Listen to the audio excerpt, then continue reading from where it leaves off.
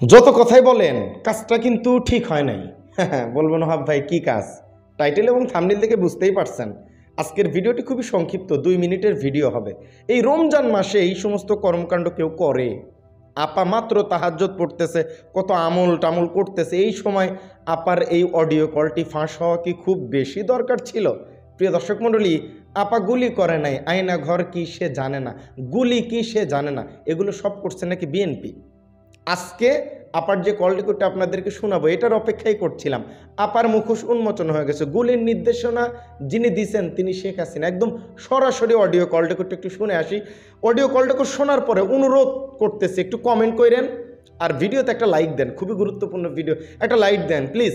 চলেন কল রেকর্ডটি শুনে আসি, মনোযোগ দিয়ে শুনতে থাকেন। আপা কেমনে আমাদের উপরে গুলি চালাইতে বলছিল শোনার পরে একটু কমেন্ট করেন।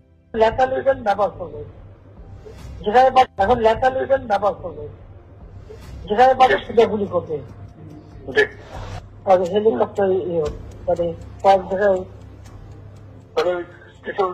ছবি থেকে পাকড়াও করা যায় না রাতের মধ্যে, সবগুলিকে অ্যারেস্ট করতে বলছি রাত্রে। হ্যাঁ, পাকড়াও করলে না, ওটা বলা হয়নি। ওটা র্যাব জিএফআই সবাইকে বলা হয়েছে যে যেখান থেকে টিকাটা পাবো ধরে ফেলবে, ওটা বলা হয়।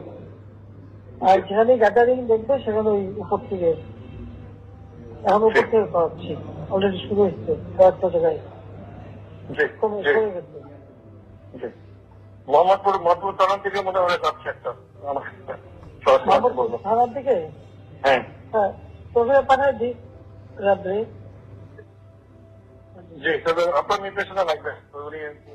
আমার নির্দেশনা দেওয়া আছে, ওপেন নির্দেশনা দিয়ে দিচ্ছে। এখন লেখা লিখবেন ব্যবহার করবে, যেখানে পাবে সেটা গুলি করবে।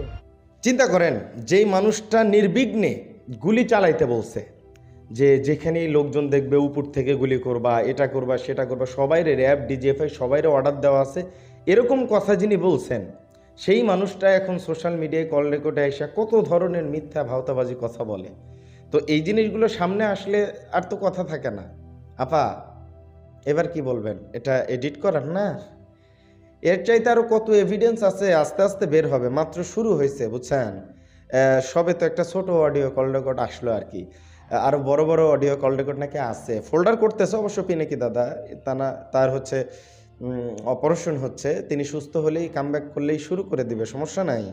আপনি থাকেন, আমরা চাই যে আপনি দেশে আসেন, আপনাকে দেশে খুব প্রয়োজন। কিন্তু এই যে কথাটা বলছেন এর প্রেক্ষিতে আপনি কি বলবেন এটা একটু আমাদেরকে জানায়েন। এই কল রেকর্ড নিয়ে আপনার কি প্রতিক্রিয়া এটা একটু জানায়েন, যে আপনি গুলির নির্দেশনা দেন নাই, এই মিথ্যা কথাটাও হয়তো বললেন, আমরা সেটা শোনারই অপেক্ষায় থাকলাম আর কি। তো আজকের ভিডিও পর্যন্তই, ভালো থাকবেন, সুস্থ থাকবেন। আসসালামু আলাইকুম রহমতুল্লাহি ওয়া বারাকাতুহু।